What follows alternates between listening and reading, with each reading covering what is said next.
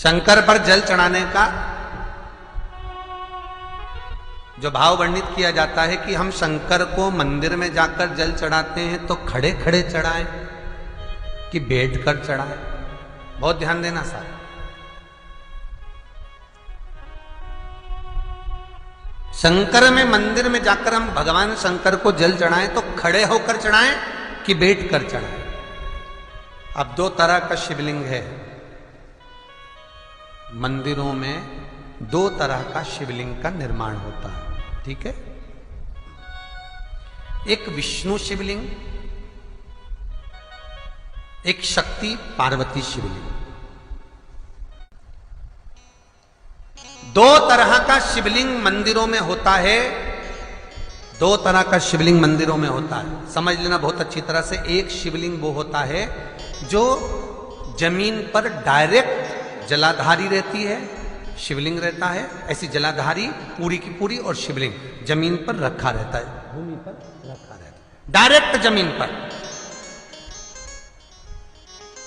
आप जल ले जाकर चढ़ाए, निकल गया रास्ते से। एक शिवलिंग जो जमीन पर डायरेक्ट शंकर भगवान की जलाधारी और शिवलिंग रखा रहता है, वो शक्ति शिवलिंग कहलाता है। पार्वती का हस्त कमल उस शिवलिंग के सम्मुख में, और दूसरा शिवलिंग एक डमरू जैसा होता है। अब वो हम उसको कैसे वर्णन, डमरू शिवलिंग होता है, ऐसा उसका स्टैंड होता है, ऐसा स्टैंड होता है, नीचे शिवलिंग रखने की जगह होती, फिर ऐसा होता है, फिर उसके ऊपर इस तरह शिवलिंग रखा होता है। देख, दर्शन करें आप लोगों ने। अब फिर इसके ऊपर शंकर भगवान का शिवलिंग रखा होता है, ठीक है। इस तरह का जो शिवलिंग होता है, एक डायरेक्ट नीचे रखा हुआ शिवलिंग, और एक भगवान जो नीचे डमरू जैसी आकृति होती है, इस पे जो डमरू जैसा जो भाग बना होता है, ये भगवान विष्णु का हस्तकमल है, और ऊपर का जो भाग है वो भगवान ब्रह्मा का हस्तकमल है। इसको विष्णु शिवलिंग कहते हैं।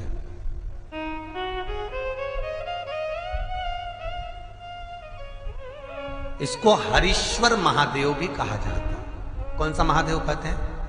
हरि सर्वेश्वर महादेव। हरीश्वर महादेव भी कहते हैं, हरि सर्वेश्वर भी कहते हैं। तो डमरू जैसा जो शिवलिंग का निर्माण हुआ है मंदिर में, अगर शिवलिंग ऊंचा है, शिवलिंग थोड़ी सी हाइट पर है, ऊंचाई पर है, और डमरू जैसा भाग फिर उसके ऊपर जलाधारी के बाद शिवलिंग निर्माण किया गया है, तो वो विष्णु शिवलिंग कहलाएगा, वो हरीश्वर शिवलिंग कहलाएगा, वो हरि वंश शिवलिंग कहलाएगा, हरीश्वर कहलाएगा। और जो डायरेक्ट सीधे जो रखा हुआ है, 12 ज्योतिर्लिंग के अगर आप दर्शन करेंगे तो कहीं पर भी आपको विष्णु शिवलिंग नहीं मिलेगा, केवल एक नागेश्वर को छोड़कर जम के बोलिए, केवल एक नागेश्वर। नागेश्वर को छोड़कर बाकी के जितने 12 ज्योतिर्लिंग में शिवलिंग के दर्शन करोगे सब शक्ति शिवलिंग मिलेंगे, सब जमीन पर। आप जितने भी देखेंगे, काशी का देखेंगे, महाकालेश्वर देखेंगे, तो डायरेक्ट जमीन पर जलाधारी बनी है महाकाल बाबा की, डायरेक्ट जमीन पर बनी है, कोई ऊंचाई नहीं है, डायरेक्ट जमीन पर फिर शिवलिंग है। ओमकारेश्वर देख लीजिए, ममलेश्वर देख लीजिए, आप चाहें तो विश्वनाथ देख लीजिए, डायरेक्ट जमीन पर। सोमनाथ देख लीजिए, डायरेक्ट जमीन पर। केदारेश्वर देख लीजिए, डायरेक्ट जमीन पर। भीमाशंकर, वैद्यनाथ, डायरेक्ट। आप वैद्यनाथ जी के लाइव प्रसारण कभी चालू कर देखना, डायरेक्ट जमीन पर, डायरेक्ट। तो जितने भी शिवलिंग हैं सारे के सारे शक्ति शिवलिंग हैं।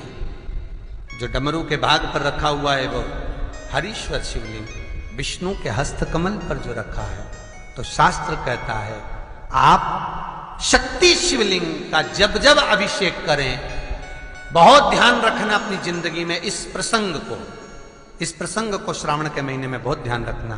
आपके आसपास में भी मंदिर हो तो उस पर ध्यान रखना। जो शक्ति शिवलिंग हो उस पर जब भी जल चढ़ाना तो बैठकर चढ़ाना, बैठकर चढ़ाना। शक्ति शिवलिंग पर जब भी जल चढ़े, भले शिवलिंग कितना भी ऊंचा हो, कितना भी ऊंचा हो, तो संघी से चढ़ा दो, पर जल बैठ कर चढ़ाइए। भले शिवलिंग ऊपर है, पूरा तरह से हाथ नहीं पहुंचा, जैसे सोमनाथ जी में अब शिवलिंग कितना बड़ा है, महाकालेश्वर का शिवलिंग कितना बड़ा है, तो उसको तो बैठकर स्नान नहीं करा सकते। भले शिवलिंग कितना भी ऊंचा हो, पर अगर भूमि टच है, शिवलिंग अगर भूमि टच है, शक्ति शिवलिंग है, तो भले आधा शिवलिंग नहाए, आधे पर पानी जाए, पर बैठकर ही स्नान कराया जाता है।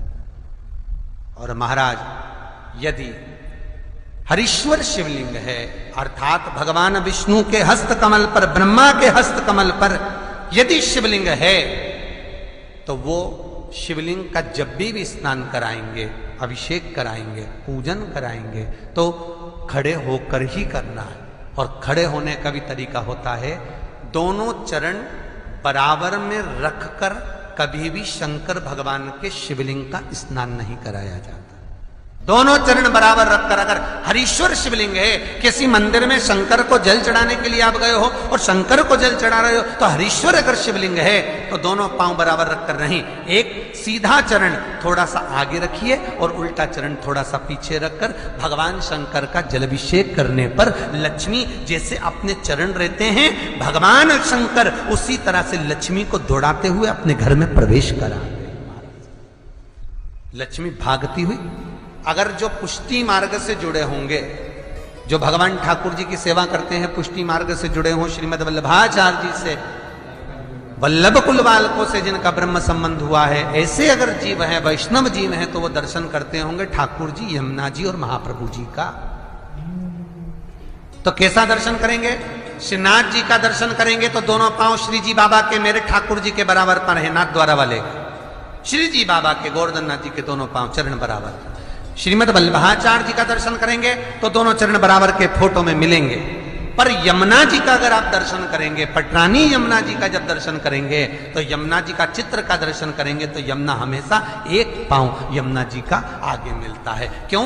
जो वैष्णव ठाकुर का दर्शन करे, श्रीमद वल्लभाचार्य जी के अनुसार भगवत चर्चा करे, उसके यहां यमुना भक्ति निरंतर प्रवेश करती जाए, इसलिए भागता हुआ चरण, दौड़ता।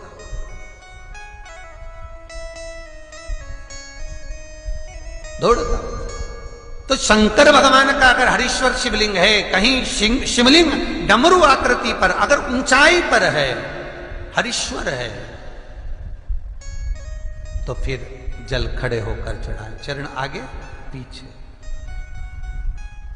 बहुत ध्यान देना महाराज। हरीश्वर शिवलिंग का वर्णन किया महाराज, बहुत सुंदर बात कही है, बहुत ध्यान से सुनिएगा। शक्ति शिवलिंग के ऊपर जो जलाधारी लगती है, शक्ति शिवलिंग के ऊपर जो जलाधारी लगती है, वो 5 मिनट, 10 मिनट, आधा घंटा रखकर 24 घंटे के लिए हटा सकते हो। शक्ति शिवलिंग के ऊपर जो जलाधारी लगती है, वो 15-20 मिनट रखकर, आधा घंटा रखकर आप हटा सकते हो। पर हरीश्वर शिवलिंग के ऊपर भगवान विष्णु के हस्त कमल पर जो शिवलिंग का निर्माण आपको भी वर्णन किया, अगर वो शिवलिंग है तो उस पर जलाधारी अगर लगी है, तो कम से कम 5 घंटा, 8 घंटा तो जलाधारी को रखना पड़ेगा ही। बहुत ध्यान दीजिए महाराज। शंकर जी की प्राण प्रतिष्ठा करते समय, शंकर जी की स्थापना करते समय, शंकर जी को प्राण प्रतिष्ठित करते समय एक एक चीज का ध्यान करना पड़ता है कि हमें कैसा शिवलिंग रखना है, कौन सा शिवलिंग रखना है, कैसे स्थापना करना है, किस भाव का होना चाहिए। शंकर के मंदिर में शंकर जी विराजे हैं, तो गणेश जी, कार्तिकेय और पार्वती की मुद्रा कैसी होना चाहिए, गणेश जी कौन सी सूंड का होना चाहिए। जब शंकर के मंदिर में हम आराधना कर रहे हैं तो गणेश जी की सूंड किस ओर होना चाहिए, पार्वती की मुद्रा कौन सी होना चाहिए, षडानंद कार्तिकेय की दृष्टि कहां होना चाहिए, ये शंकर जी की प्राण प्रतिष्ठा में देखा जाता है। केवल मूर्ति वाले ने बाजार में मूर्ति बनाकर बेच दी और तुम गए हमें शंकर जी का परिवार दे दो, हमारे मंदिर है छोटा सा, मैं वहां प्रतिष्ठा करना है। तुम बाजार में गए और शंकर जी का परिवार लेकर आ गए, शंकर जी लिया, कार्तिकेय लिया, पार्वती जी लिया, गणेश जी लिया और स्थापना करवा दी पंडित जी से। और बाद में बोली हमको थोड़ी कष्ट हो रहा है, हमको थोड़ी तकलीफ हो रही है, कहीं ये हम जब से लाए इससे तो नहीं हो रही, कहीं इससे तो नहीं। नहीं, गलती तुम्हारी है। तुम तो बस गई और लेकर आ गई। यहां तक शिव महापुराण की कथा कहती है कि तुम्हारे घर की मूर्ति जितनी पुरानी होती है उतना सुख देती है। आपको पहले भी कथा में कहा, दिया और मूर्त पुरानी होगी चलेगी।